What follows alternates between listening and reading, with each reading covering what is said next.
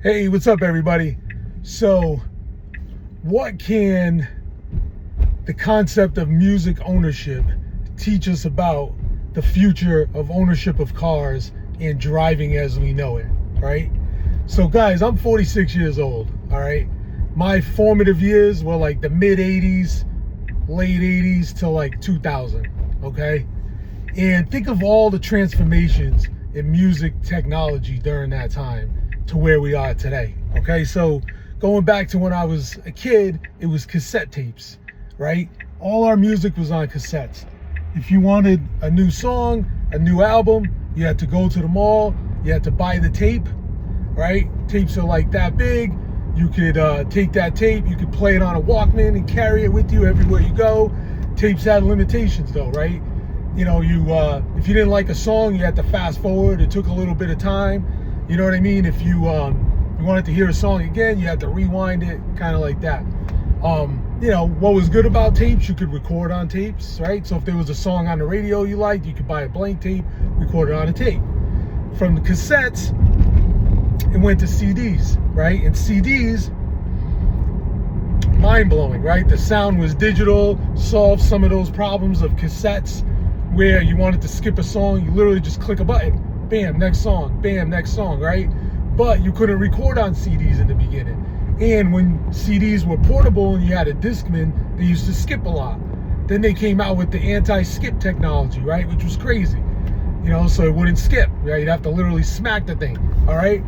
Then as technology progressed and music ownership evolved, there became recordable CDs. So now I could take all the music, because in the beginning when you had CDs and you wanted to make a mix, you had to still carry tapes and CDs, right? So you had to have both.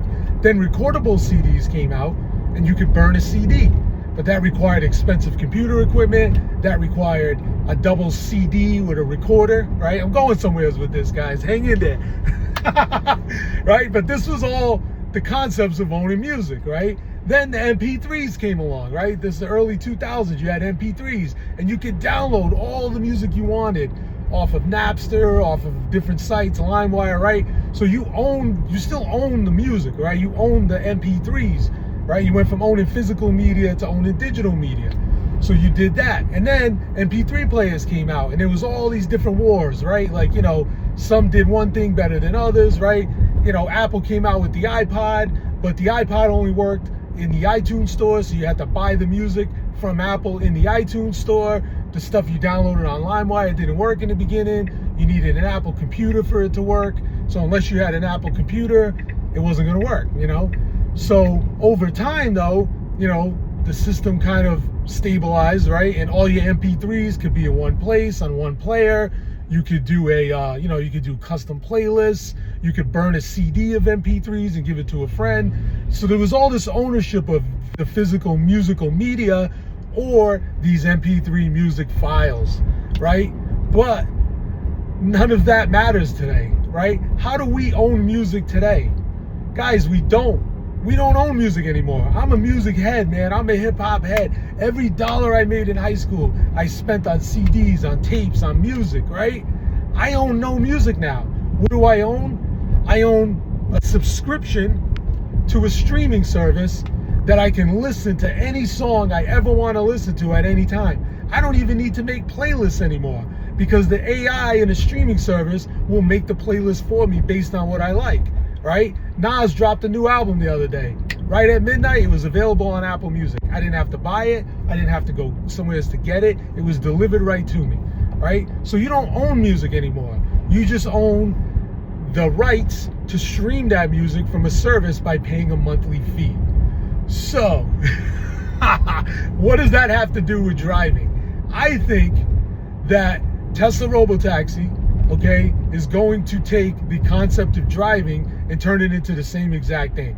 The days of us having to go and haggle over the price of a car, deal with the maintenance of a car, deal with the insurance of a car, park the car, the expenses associated with that, all those things I think will be replaced by a streaming service where instead of owning a car, you just own a subscription every month that you can order a car whenever you want.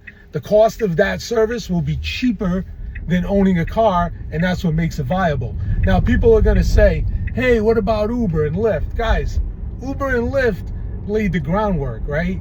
They are the CDs. They are the downloadable MP3s, right? Uber and Lyft are great. I've been with Uber since at least 2017, right? Uber is great, but it's expensive. It's not cheaper than owning a car, so I still own a car.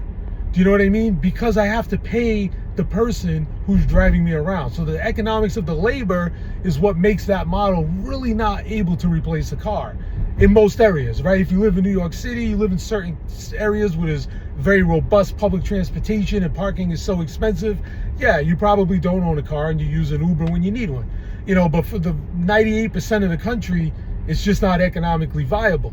But I think that Tesla, through their scale, through their manufacturing, through their AI, can make that proposition economically viable. And I think in the next year, you'll start to see it come into play. And I really think in the next 5 to 10 years, the concept of car ownership, much like the concept of music ownership, will be something that you can still do. You can still go out and buy a car and own it. You can still go to Newberry Comics and buy a CD or a cassette and buy a CD player and listen to that and own your music, but you don't have to.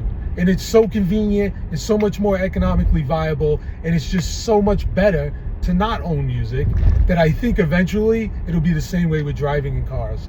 So that is my way of saying that is my thesis of owning Tesla stock.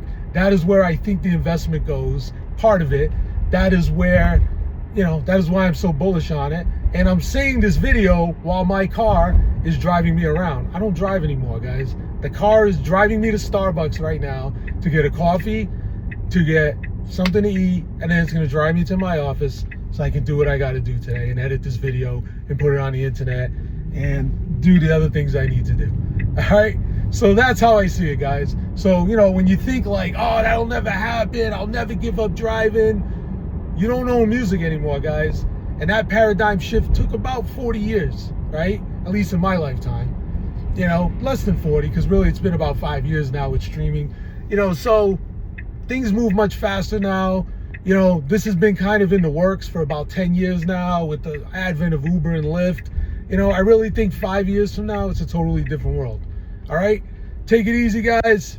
Stay bullish. Stay warm. Happy New Year soon. Take care.